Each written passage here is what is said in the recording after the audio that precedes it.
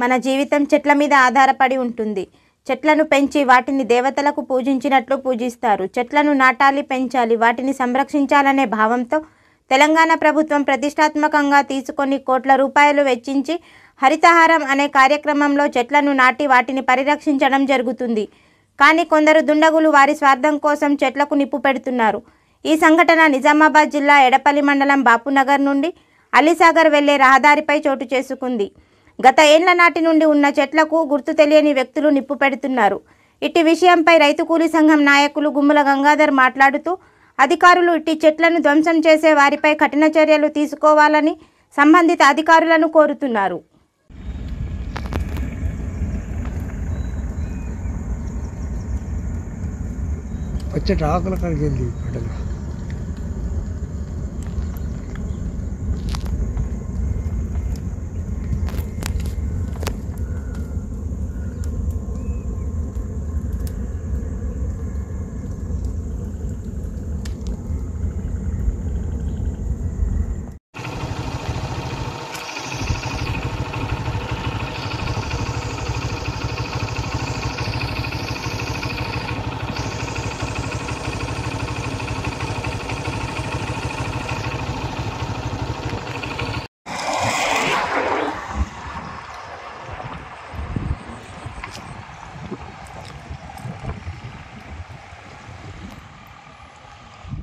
తానాకాలు శివారంలోని అలీసాగర్ పోయే రోడ్లో పెద్ద చెట్టుకు నిప్పంటడం జరిగింది.